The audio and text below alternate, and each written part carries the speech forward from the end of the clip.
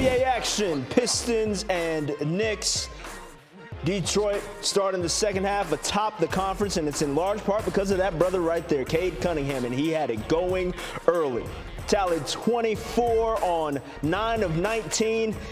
The fifth time he's put up a 20-piece in a half against the Knicks. Pistons up 10 at the break. Later in the third quarter, though, it was still a whole lot of motorcade. This time splitting the defenders, and Karl-Anthony Towns just, ole! Just quick little sidestep from the big fella. Here's this decision. I can't blame him. Pistons up 11 after 3 and under 5 left in the fourth. Cunningham, come on, man. Yep. One of those nights. Yeah, it's one of them nights. One of them nights. Cade with 40 at that point, ensuing possession. Cunningham, the assist to Danis Jenkins, who throws that down. 42 and 13 dimes for Cade. Pistons roll again. Chiney Ogwumike here to talk with us. The pro game return of NBA, Chiney, and the return of Cade Cunningham. 42 points, 13 dimes at MSG. Fifth player ever to do that. What did you see from the former #1 pick? Phil, do you hear that? Vroom, vroom, vroom, vroom. Here comes the motorcade. And Cade Cunningham not only has the keys to his team, he has the keys right now to the NBA, a 41 and 13 record, which is best in the league. And honestly, you could just tell this after All-Star break, he wanted to make a statement. The Knicks came out, they were fired up, they had energy, and he quieted the noise. As you mentioned, 42 points, 13 assists, 5 made threes. They are the first team to beat the Knicks 3 times this season. They also beat the Knicks by an average of 28 points. So statement is loudly heard, and it's not just by the play, it's the vroom vroom that I love. Yeah, and that stat makes a statement. Average win, 28 points per game, and ESPN Analytics says this is the likeliest Eastern Conference Finals matchup. Sign me up as for that. always, we appreciate you. Thanks. I know Kevin Durant has since said he ain't dealing with the Twitter nonsense, but that's not about to stop the copious amounts of NBA fans that are chronically online for getting off these jokes. I have seen more tweets about a handle referencing the male anatomy than I care to imagine.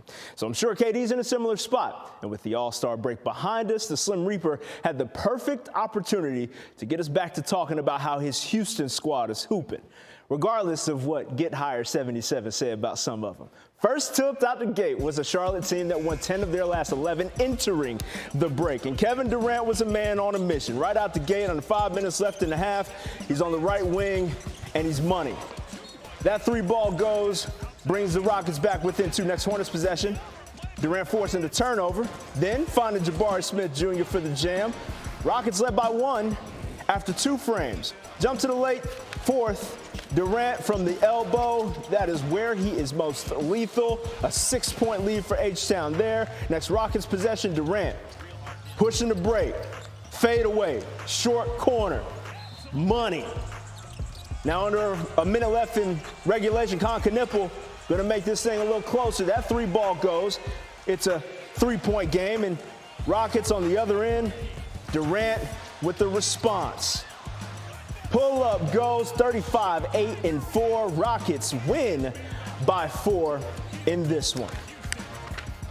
All right, Chiney, back with us. Whole lot of noise surrounding KD. I'm not even going to ask you to go into all that mess. I just want to know, from this exact performance from Durantula, what were you most impressed with?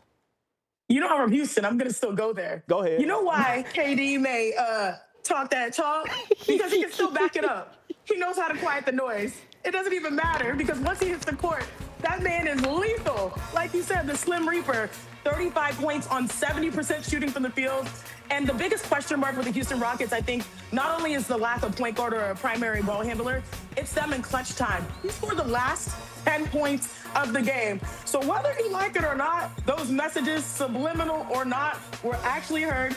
He had the rock, he delivered, and this is a team with great expectations, because I do think it takes weird ways to find your motivation. Hopefully they can move past it, but this was a good win to start the post-All-Star break for them. In his defense, whoever that was, it was in the DMs, so it wasn't any sort of direct shots on the Twitter timeline, but I digress. Today, we appreciate you. Love you guys. Well, the Suns are visiting the Spurs. That's actually in Austin, Moody Center. Victor Wembanyama, big part of this one, but the lead story, bad news for the Suns. Devin Booker off to a hot start, hit a couple early buckets. He had 9 minutes played, 5 points, only 9 minutes though, because left the game with right hip soreness. Didn't return, and this is a Suns team that already had no Dylan Brooks. They were 2-0 against the Spurs this year, trying to become the only team to beat them thrice. Yeah, you're not doing that because San Antonio would capitalize on player absences, and capitals are big letters. They've got a big Frenchman. Victor Wembanyama, head of Metropolitan Quatre-Vendus. Nailed it. Hard to stop. They're up a dozen at the half. Early third quarter, Wemby, let's stretch out his game. Why not? There's nothing to do about this. Spurs have won 7 in a row. I'll go ahead and spoil the finish. Their longest win streak of the season's 8. That ended Christmas Day. And Wemby just not fair. Go ahead and cut top plays, put that in. 25 minutes, 17 points, 11 boards, 5 blocks. In related news, San Antonio wins by 27. Take you out east, where your Cavs are your current 4 seed, looking to extend the 5-game win streak they took into the All-Star break. Under 9 minutes left in the first frame. On the break, Harden to Donovan Mitchell. This is something that they're wanting to see plenty more of as we work into March and April, potentially May and June. Just over 3 minutes left in the first quarter. 13-point lead for the Cavs. It's about to expand a little bit. Jared Allen gets the ball back after forcing a steal, flushes that one home. Was he looking the no-looker on the just going to go ahead and head Dunk back on contest D? was last week. Cavs up 15 early second quarter. Keon Ellis. I'm telling you. Ooh. Throw it down, young man. Ellis rolling. Cavs are as well. In the third, more high-flying action.